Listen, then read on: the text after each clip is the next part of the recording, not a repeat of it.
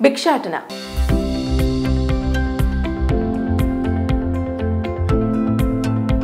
ఇక ఏపీలో భిక్షాటన చేస్తే చర్యలు తప్పేలా లేవు. తాజాగా ఏపీలో భిక్షాటనను పూర్తిగా నిషేధిస్తూ రాష్ట్ర ప్రభుత్వం కీలక నిర్ణయం తీసుకుంది.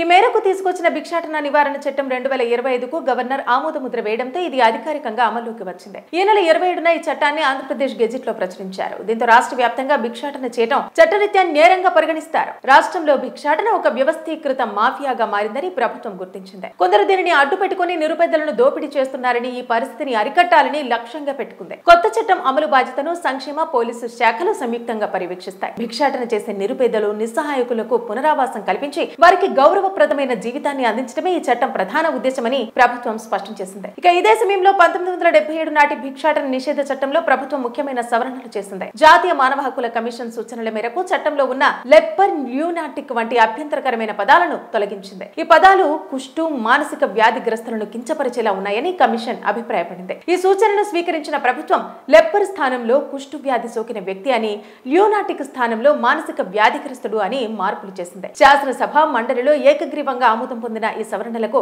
గవర్నర్ కూడా ఆమోదం తెలపడంతో న్యాయశాఖ కార్యదర్శి గొట్టాపు ప్రతిభాదేవి పేరుతో జీవో MS నంబర్ 58 జారీ అయింది. ఈ మార్పుల ద్వారా చట్టంలో మరింత గౌరవప్రదమైన భాషను చేర్చినట్టయింది. ఇక చివరకు గతంలోని ఈ 1977 చట్టం కూడా కేవలం శిక్ష కోసం తీసుకురాలేదు. భిక్షాటన చేసే వారిని సమాజంలో తిరిగి స్థిరపరచడం దీని ప్రధాన లక్ష్యం. అందుకోసం ప్రభుత్వం భిక్షాటన నిరోధక కేంద్రాలు ఏర్పాటు చేయాలి. ఆ కేంద్రాల్లో వారికి విద్యా, శిక్షణ, ఉపాధి అవకాశాలు కల్పిస్తారు. ఈ చట్ట ప్రకారం ఎవరైనా భిక్షాటన చేస్తూ కనిపిస్తే పోలీసులు వారిని మెజిస్ట్రేట్ ముందు హాజరుపరచవచ్చు. మొదటిసారి పట్టుబట్టిన వారిని పునరావాస కేంద్రంలో 1 నుంచి 3 సంవత్సరాల వరకు ఉంచవచ్చు. రెండోసారి లేదా మళ్లీ భిక్షాటన చేస్తే 3 నుంచి 10 సంవత్సరాల వరకు నిర్బంధం విధించవచ్చు. ఈ చట్టం అమలు బాధ్యత పోలీసు అధికారులు, మెజిస్ట్రేట్లకు ఉంటుంది. వారు భిక్షాటన చేస్తున్న వ్యక్తులను గుర్తించి వారికి సరైన సహాయం లేదా పునరావాసం అందించే విధంగా చర్యలు తీసుకోవాలి. భిక్షాటన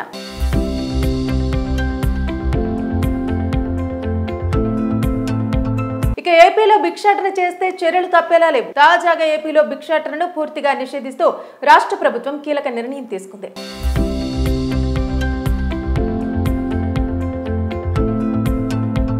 ఈ మేరకు తీసుకొచ్చిన భిక్షాటన నివారణ చట్టం 2025కు గవర్నర్ ఆమోదముద్ర వేయడంతో ఇది అధికారికంగా అమల్లోకి వచ్చింది. ఈ నెల 27న ఈ చట్టాన్ని ఆంధ్రప్రదేశ్ గెజిట్ లో ప్రచురించారు. దీంతో రాష్ట్ర వ్యాప్తంగా భిక్షాటన చేయడం చట్టరీత్యా నేరంగా పరిగణిస్తారు. రాష్ట్రంలో భిక్షాటన ఒక వ్యవస్థీకృత మాఫియాగా మారిందని ప్రభుత్వం గుర్తించింది. కొందరు దీనిని అడ్డుపెట్టుకుని నిరుపేదలను దోపిడీ చేస్తున్నారని, ఈ పరిస్థితిని అరికట్టాలని లక్ష్యంగా పెట్టుకుంది. కొత్త చట్టం అమలు బాధ్యతను సంక్షేమ పోలీసు శాఖలు సంయుక్తంగా పర్యవేక్షిస్తాయి. భిక్షాటన చేసే నిరుపేదలు, నిస్సహాయకులకు పునరావాసం కల్పించి వారికి గౌరవప్రదమైన జీవితాన్ని అందించడమే ఈ చట్టం ప్రధాన ఉద్దేశమని ప్రభుత్వం స్పష్టం చేసింది. ఇక ఇదే సమయంలో 1977 నాటి భిక్షాటన నిషేధ చట్టంలో ప్రభుత్వం ముఖ్యమైన సవరణలు చేసింది. జాతీయ మానవ హక్కుల కమిషన్ సూచనల మేరకు చట్టంలో ఉన్న లెప్పర్, ల్యూనాటిక్ వంటి అభ్యంతరకరమైన పదాలను తొలగించింది. ఈ పదాలు కుష్టు, మానసిక వ్యాధిగ్రస్తులను కించపరిచేలా ఉన్నాయని కమిషన్ అభిప్రాయపడింది. ఈ సూచనను స్వీకరించిన ప్రభుత్వం లెప్పర్ స్థానంలో కుష్టు వ్యాధి సోకిన వ్యక్తి అని, ల్యూనాటిక్ స్థానంలో మానసిక వ్యాధిగ్రస్తుడు అని మార్పులు చేసింది. శాసనసభ మండలిలో ఏకగ్రీవంగా ఆమోదం పొందిన ఈ సవరణలకు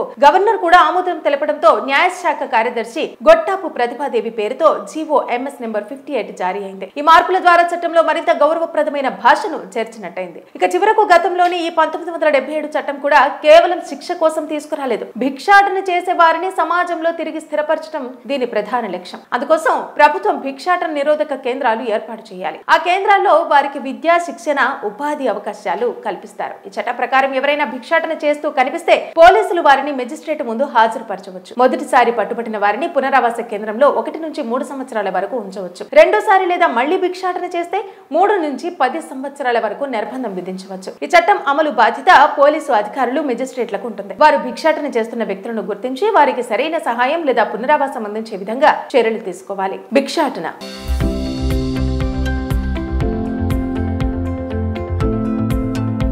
ఇక ఏపీలో భిక్షాటన చేస్తే చర్యలు తప్పేలా లేవు. తాజాగా ఏపీలో భిక్షాటనను పూర్తిగా నిషేధిస్తూ రాష్ట్ర ప్రభుత్వం కీలక నిర్ణయం తీసుకుంది.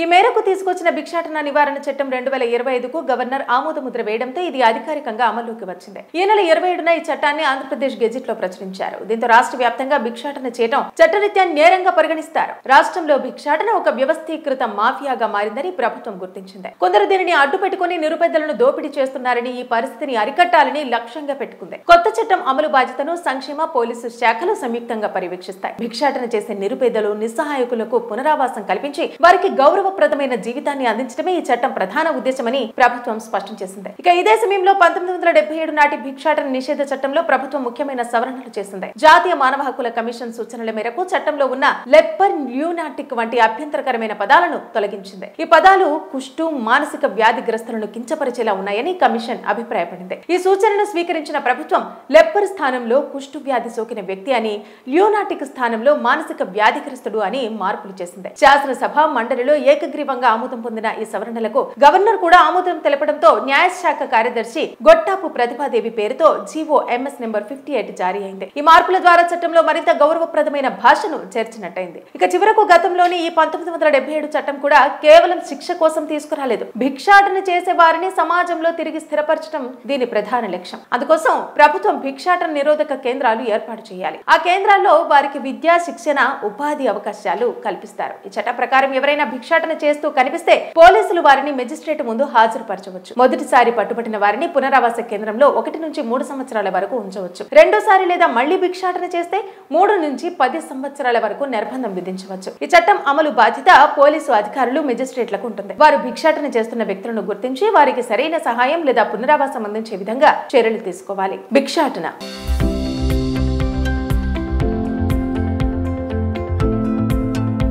ఇక ఏపీలో భిక్షాటన చేస్తే చర్యలు తప్పేలా లేవు. తాజాగా ఏపీలో భిక్షాటనను పూర్తిగా నిషేధిస్తూ రాష్ట్ర ప్రభుత్వం కీలక నిర్ణయం తీసుకుంది.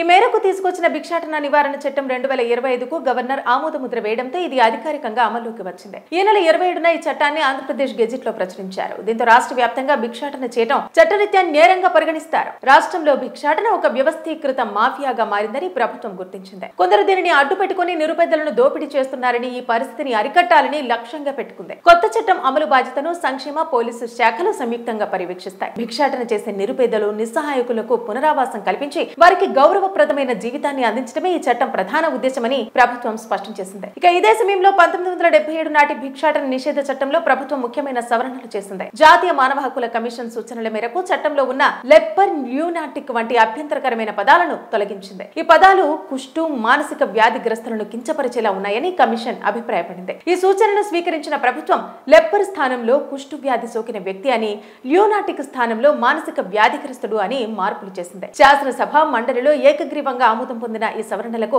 గవర్నర్ కూడా ఆమోదం తెలపడంతో న్యాయశాఖ కార్యదర్శి గొట్టాపు ప్రతిభాదేవి పేరుతో జీవో ఎంఎస్ నెంబర్ 58 జారీ అయింది. ఈ మార్పుల ద్వారా చట్టంలో మరింత గౌరవప్రదమైన భాషను చేర్చినట్టయింది. ఇక చివరకు గతంలోని ఈ 1977 చట్టం కూడా కేవలం శిక్ష కోసం తీసుకురాలేదు. భిక్షాటన చేసే వారిని సమాజంలో తిరిగి స్థిరపరచడం దీని ప్రధాన లక్ష్యం. అందుకోసం ప్రభుత్వం భిక్షాటన నిరోధక కేంద్రాలు ఏర్పాటు చేయాలి. ఆ కేంద్రాల్లో వారికి విద్యా, శిక్షణ, ఉపాధి అవకాశాలు కల్పిస్తారు. ఈ చట్ట ప్రకారం ఎవరైనా భిక్షాటన చేస్తూ కనిపిస్తే పోలీసులు వారిని మెజిస్ట్రేట్ ముందు హాజరుపరచవచ్చు. మొదటిసారి పట్టుబట్టిన వారిని పునరావాస కేంద్రంలో 1 నుంచి 3 సంవత్సరాల వరకు ఉంచవచ్చు. రెండోసారి లేదా మళ్లీ భిక్షాటన చేస్తే 3 నుంచి 10 సంవత్సరాల వరకు నిర్బంధం విధించవచ్చు. ఈ చట్టం అమలు బాధ్యత పోలీసు అధికారులు, మెజిస్ట్రేట్లకు ఉంటుంది. వారు భిక్షాటన చేస్తున్న వ్యక్తులను గుర్తించి వారికి సరైన సహాయం లేదా పునరావాసం అందించే విధంగా చర్యలు తీసుకోవాలి.